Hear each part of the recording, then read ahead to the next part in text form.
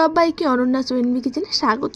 আজ বানিয়ে দেখাবো একদম আমার মতো একদম কম উপকরণের সাহায্যে গার্লিক চিকেন, একদম ভিন্ন স্বাদের। যদি না করে খাও বাড়িতে তাহলে বুঝতেই পারবে না টেস্টটা এতটাই সুন্দর হয়, উপকরণও কম লাগে। প্রথমে 600 গ্রামের মধ্যে এখানে বোনলেস চিকেন নিয়েছি, আর পরিমাণ মধ্যে এখানে নুন আর 1 চামচের মধ্যে গোলমরিচ গুঁড়ো দিয়ে দিলাম।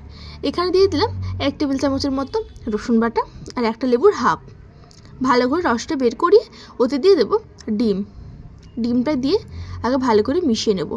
ভিডিওটা দেখার সাথে সাথে প্লিজ একটা লাইক করে দিও। যারা নতুন ভিডিও দেখছো প্লিজ চ্যানেলটাকে সাবস্ক্রাইব করে দিও, আর যারা পুরনো বন্ধুরা আছে এইভাবে কমেন্ট করে লাইক দিয়ে পাশে থেকো।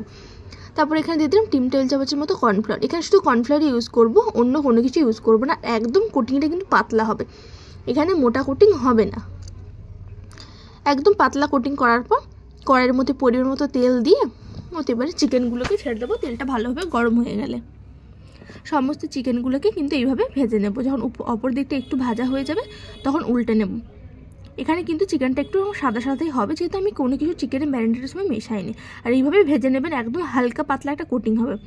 হালকা যখন ভাজা হয়ে যাবে তখন সমস্ত চিকেনগুলোকে তুলে নেব। এখানে রসুন কুচি, লঙ্কা কুচি, পেঁয়াজটাকে লম্বা করে কেটে নিয়েছি, কিছুটা পেঁয়াজ পাতা বা পেঁয়াজ কলি আর ধনে পাতার মোটা ডাঁটার অংশটা। এখানে পাতা শুধু ডাঁটার অংশটা নিতে হবে। ওই তেলের মধ্যে 1 চামচের মতো বাটার দিয়ে রসুন দিয়ে দেবো, লঙ্কা কুচিটাকে দিয়ে ধনে পাতা ডাঁটাগুলোকে দিয়ে ভালো করে ভেজে নেব। যখন এই 3টে জিনিস ভাজবে খুব সুন্দর একটা গন্ধ আসে। তোমরা কিন্তু এভাবে বাড়িতে বানিয়ে একবার খাবে, খেতে অসাধারণ লাগে। অবশ্যই তখন কমেন্ট করে জানাবেন কিন্তু কতটা টেস্টি হয়ে থাকে।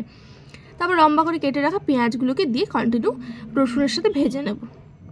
যখন পেঁয়াজের দেখবে কালারটা একটু চেঞ্জ হয়ে যাবে তখন 1 চামচের মতো ওখানে সয়া সস দিয়ে দেবো, আর দিয়ে দেবো গোলমরিচ গুঁড়ো দিয়ে ভালো করে সসটা পেঁয়াজের সাথে মিশিয়ে নেব। তারপর ওতে দিয়ে দেবো ভেজে রাখা চিকেনগুলো দিয়ে ভালো করে মিশিয়ে নেব। যত তুমি এই সসের সাথে পেঁয়াজের সাথে এই চিকেনটা ভাজতে থাকবে তত কিন্তু এটা টেস্টি হয়ে থাকে। গ্যাসের ফ্লেমটা কিন্তু হাই রাখবে একটু। তারপর সমস্ত সসটা ভালো করে মিশিয়ে গেলে ওতে পেঁয়াজ পাতা বা পেঁয়াজ কলি দিয়ে ভালো করে কন্টিনিউ এখন ভাজা করতে থাকবো।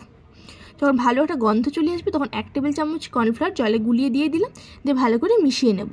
যেহেতু আমি এটা গ্রেভি করছি তাই জন্য এখানে আমি আর একটু জল দিয়ে দিলাম, দিয়ে একটু স্বাদটা ব্যালেন্স করার জন্য চিনি আর একটু নুন দিয়ে ভালো করে মিশিয়ে নেব। যেহেতু কর্নফ্লাওয়ার দেওয়া আছে তো কন্টিনিউ নাড়াচাড়া করতে থাকলে দেখবে গ্রেভিটা গাঢ় হয়ে যাবে। তারপর নাড়াচাড়া করতে থাকবো কন্টিনিউ। করার পর গ্যাসের ফ্লেমটাকে অফ করে দিয়ে দেবো লেবু, নাহলে তেতো হয়ে যেতে পারে।